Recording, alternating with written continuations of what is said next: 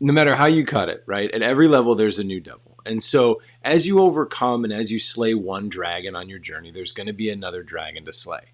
And it's going to get harder before it gets easier. So the key to answering that question is having the declaration of what it is that you're going to do.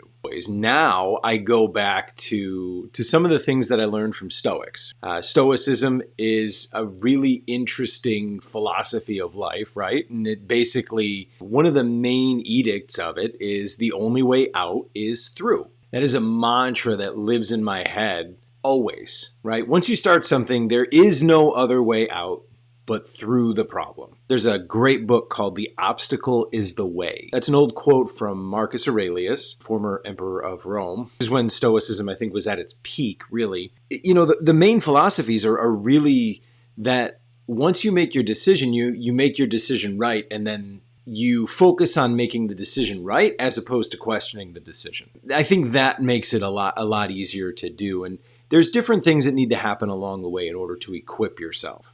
No matter what, like I said, at every level, there's a new devil. And there's constantly weeds in the garden. And if you're not standing guard at the gate of your mind, then inevitably those weeds are given more fertilizer than they need. We are notoriously bad to ourselves. A lot of that comes from our upbringing. A lot of that comes from the people that we have worked with and, you know, have said terrible things to us at some point that inevitably are in there. Bad chef on one shoulder and slightly worse chef on the other shoulder. At the test, there was a day when I was looking at my window being like an hour out, give or take, and literally having the conversation in my head of like, dude, you're not going to make your window. And literally the other side of me is like, would you please shut the fuck up?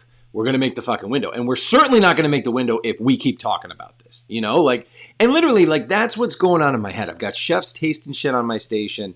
I could care less at that point. I'm in my head trying to work some shit out and the fight never really goes away. And I still come across the imposter syndrome of, do I really belong here? Or am I, who the hell am I to say this? Well, okay. If you ask that question and you sit with that question, unfortunately, your brain's gonna answer that question, right? It's a computer. If that's the question you ask it, you're gonna get answers that answer that question. But if you ask yourself the question of, why am I justified in being the one to talk about this? When I recognize a question that doesn't allow me to leave empowered or that doesn't leave me an opportunity to be successful in an answer, it's kind of like my signal now, my trigger to try and rephrase the question so that I can get a result or an answer that actually serves me. It's mental jujitsu, totally. And there are days that are exhausting. But the key is, you know, to make sure that there's one foot in front of the other, no matter what. There's always, but that's when you come back to,